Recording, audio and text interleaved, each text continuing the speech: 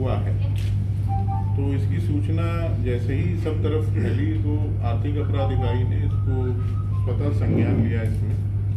और हम लोगों ने इस मामले की जांच करना शुरू कर दी। एग्जामिनेशन की स्पिरिट होती है, उसके साथ खिलवाड़ और छेड़खानी की गई है, और बहुत से अच्छे और जो मेहनत करने वाले बच्चे उनके भविष्य के साथ भी एक प्रकार का ये छेड़खानी है, दुस्साहस है। नमस्कार, न्यूज़ फॉर नेशन देख रहे हैं आप। मैं हूं अनिल। बिहार सिपाही भर्ती परीक्षा पेपर लीक मामले में अब ईओयू की कार्रवाई लगातार तेज होती दिख रही है, और इसी मामले की जानकारी देते हुए बिहार आर्थिक अपराध इकाई के एडीजी नैयर हसनैन खान ने साफ तौर पे ये कहा है कि 1 अक्टूबर को हुए सिपाही भर्ती परीक्षा में अनियमितता और कहीं ना कहीं पेपर लीक का एक मामला संज्ञान में आया था, जिसकी जांच अब आर्थिक अपराध इकाई की टीम कर रही है। और इसी कड़ी की बात करें तो नैयर हसनैन खान एडीजी आर्थिक अपराध इकाई ने साफ तौर पे ये बताया है कि इस मामले में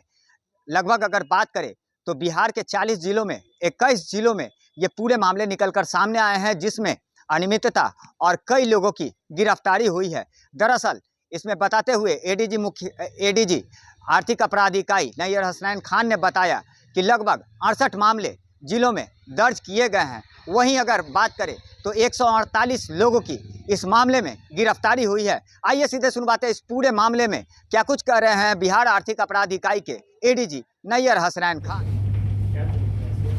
आप सभी को मालूम होगा कि दिनांक 1/10/2023 को केंद्रीय चयन परिषद जो सिपाही भर्ती का है, उसके द्वारा सिपाही भर्ती की परीक्षा 2 पालियों में की गई, और परीक्षा के बाद इस प्रकार के मीडिया से रिपोर्ट्स आने लगी कि इसमें अनियमितताएं हुई हैं और कुछ गड़बड़ी की शिकायतें आई। कुछ प्रिंट इलेक्ट्रॉनिक मीडिया के माध्यम से प्रश्न पत्र के आंसर कीज को फ्लैश किया गया, और इस प्रकार का ये माहौल बना कि कुछ ना कुछ गड़बड़ उसमें हुआ है। तो इसकी सूचना जैसे ही सब तरफ फैली तो आर्थिक अपराध इकाई ने इसको स्वतः संज्ञान लिया इसमें, और हम लोगों ने इस मामले की जांच करना शुरू कर दी। सभी ज़िले के एसपी जहां से इस प्रकार की शिकायतों की सूचनाएं आई उनसे बात की गई, और उनके यहाँ जो भी एफआईआर्स दर्ज हुई थी या कंप्लेंट्स आई थी उनके बारे में हम लोगों ने जानकारी ली, उनसे सारे डिटेल्स प्राप्त किए। बहुत जगह रिकवरीज भी हुआ था गैजेट्स का, आंसर शीट्स के जो चिट्स होती हैं उनकी, और इसके अलावा बहुत से मामले तो बिहार एग्जामिनेशन बोर्ड के वायलेशन में भी हुए थे। मगर जो मुख्य एफआईआर हुई थी जिसमें कुछ ना कुछ आपराधिक गिरोह का संगठित लग रहा था जिनका हाथ हो सकता है, उनकी जानकारी प्राप्त की गई। जानकारियों को प्राप्त करने के पश्चात इसका अध्ययन हम लोगों के द्वारा किया गया, और इसमें ये निर्णय लिया गया कि आर्थिक अपराध इकाई इस प्रकार के जितने भी केसेस दर्ज हुए उन सब का टेक ओवर हम लोग करेंगे, और जिन केसेस में इस प्रकार के साक्ष्य आ रहे हैं कि उसमें कोई संगठित गिरोह इन्वॉल्व है जिसके द्वारा अनियमितताएं के जरिए इस पूरी प्रोसेस को विशेड किया गया है, जो एग्जामिनेशन की स्पिरिट होती है उसके साथ खिलवाड़ और छेड़खानी की गई है, और बहुत से अच्छे और जो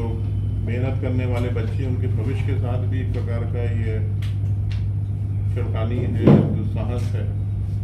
ऐसे सभी मामलों की एफआईआर्स को हम लोगों ने अलग से देखा, और इसके बारे में फिर ये निर्णय हुआ कि इन सारे मामलों को आर्थिक अपराध इकाई की एक विशेष टीम इसका इन्वेस्टिगेशन को देखेगी। आज क्योंकि ऑलरेडी कमीशन के द्वारा दोनों पाली में परीक्षा हुई भी उसको कैंसिल कर दिया गया है, और आगे भी जो 2 शिफ्ट होनी थी उनको भी उन्होंने स्थगित किया है। तो अब ये सारे मामलों को ईओयू के द्वारा टेक ओवर कर लिया गया है, और हम लोग इसमें बहुत गहराई से इन्वेस्टिगेट करेंगे। जो भी इसमें दोषी होगा, मैंने पहले भी कहा है कि चाहे वो कोई भी हो, सरकारी कर्मचारी हो या प्राइवेट इंडिविजुअल होगा,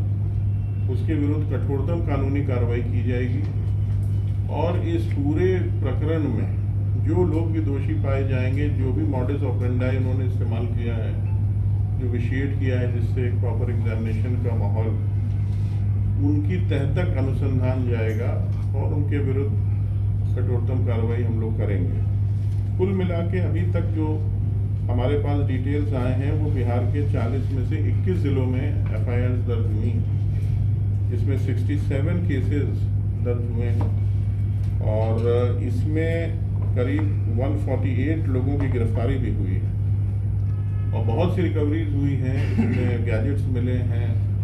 बहुत सी और चिप्स मिली हैं, सामग्री मिली है। उन सारी चीज़ों का अध्ययन किया जा रहा है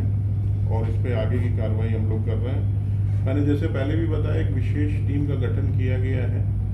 जो वरीय पदाधिकारियों के अधीन काम करेगी। इसकी monitoring day to day basis पे होगी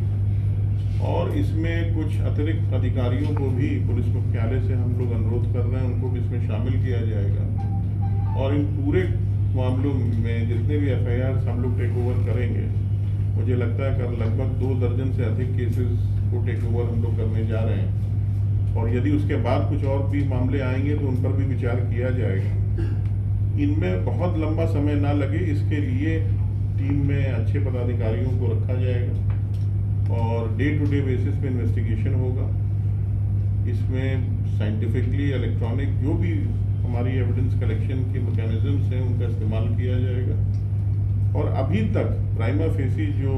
बातें सामने आ रही हैं उसमें ये ज़रूर है कि इसमें लीकेज हुआ है।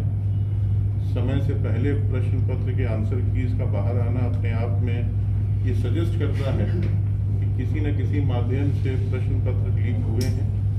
और कुछ लोगों के द्वारा उसके आंसर कीज बना के सर्कुलेट किया गया है और इसमें पैसे का भी लेन देन के साक्ष्य प्राप्त हुए हैं। अभी तक बहुत से कैंडिडेट्स के द्वारा भी ये बताया गया है कि उनको इस प्रकार के UPI ट्रांजैक्शन के माध्यम से पैसे देने को कहा गया था और बाद में ये काफ़ी वाइड स्प्रेड हो गया, हर जगह इस तरह की चीज़ें सामने आने लगी। तो ये अब इसमें किसी प्रकार का संदेह नहीं है लीकेज के इशू पर और उसी पे हम लोग अब अनुसंधान करेंगे। इसमें जो लोग भी हैं इन्वॉल्व, जैसे भी हैं, इसकी क्या भूमिका है वो आने वाले समय में पता चल जाएगी। हम लोगों ने इसमें बहुत पब्लिक के भी लोगों से, स्टूडेंट से भी बात किया है, उनके द्वारा भी हम लोगों को काफ़ी सूचनाएं दी गई हैं और मैं आपके माध्यम से भी ये चाहूँगा कि हमारा जो टोल फ्री नंबर है आर्थिक अपराध इकाई का 0612 जो कोड है पटना का 2216-236 2216-236, मैं फिर से रिपीट करता हूँ 2216-236। ये टोल फ्री नंबर पर जो भी व्यक्ति किसी भी प्रकार की सूचना देना चाहता है, इस एग्ज़ाम में जो गड़बड़ियाँ हुई हैं उससे रिलेटेड कोई भी बात हो, तो हम लोग उसका स्वागत करेंगे और उनकी जो भी इंफॉर्मेशन है उसको ग्रहण करेगा आर्थिक अपराध इकाई और उस पर भी हम लोग जांच पड़ताल करके जो भी उसमें यथोचित कार्रवाई करना है वो की जाएगी। इसके अलावा हमारा ईमेल ID भी है जिस पर अपनी इंफॉर्मेशन या जो भी डिटेल्स